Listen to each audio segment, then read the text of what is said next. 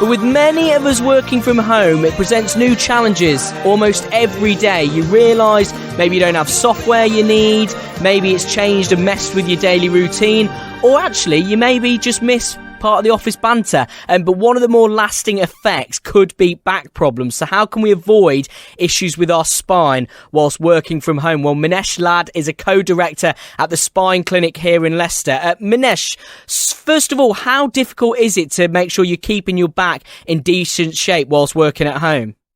Good morning, Jack. Thank you very much. First of all, it's a pleasure to be on your show this morning. It's a really good question, and I think most people have been working from home now for 10 weeks, and many of us are starting to feel those aches and pains come to the surface.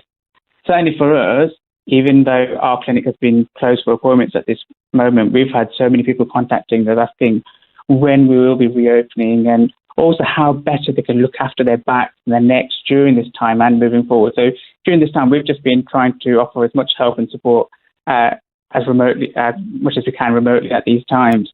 But yes, with back pain and other aches and pains in general, what's really important to understand is how the body works and why we're experiencing pain.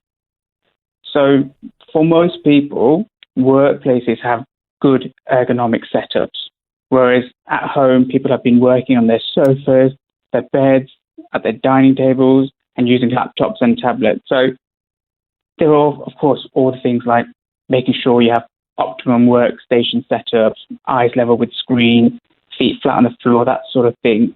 They will help to a certain extent. But the reality is, even with the most perfect posture and the perfect setup at your desk, we are not designed to be in one position for a prolonged period of time. So I'll just say that again. We're not designed to be in one position for a prolonged period of time. So is the important? I mean, when I worked before this, when I did a real job, shall we say, but I was in an office environment, I'd find any excuse to get up and move around. Somebody offers me a cup of tea, pop out to the food van, you'd get up and you'd move around the office. How important is that we make sure we do that at home, keep moving and don't be static for too long? That's exactly it, Jack. So our bodies need movement. When you consider that whether we're working from home or working in the office, we sit for 8 hours a day working, and then perhaps we sleep for an average of 8 hours. That's already 2/3 of your day, and you've only been in two positions, sitting and lying down. And what happens as a result is that our bodies adapt to what we've been doing on a day-to-day basis. So over time, your joints might feel a little stiffer, less mobile. Certain muscles can stop functioning as they should, and that might not lead to pain straight away, as our bodies can deal with it for a while. But over time, those sort of compensations, imbalances will gradually present with symptoms. So, for example, you could be just getting a little bit of neck ache, and then that could develop into headaches as a result. Or you could have no pain at all, and then sometimes you might just do something simple like picking up a box, and you suddenly feel pain, and that's when people can think things like sciatica or disc bulges can develop. So movement is relevant for not just working at home, but even when we get back to our normal lives. For people who are still got to be working at home for just a little bit longer, we've talked about moving, we've talked about possibly setting up an office space so it's not just lounging on the sofa whilst you're working. Away from those two, what's your one top tip, do you think, that's going to help us to make sure we're not getting these aches and pains or minimising these aches and pains in our back? No, absolutely. I mean, that's movement essentially is our best solution to that. Movement is our best medicine. What we really need to do is consciously think about movement and how to make it part of our daily lives. So we need to design our lives around movement so that it becomes second nature. So in the same way that maybe we automatically just brush our teeth twice a day without really questioning it, we need to be thinking about our bodies in the same way.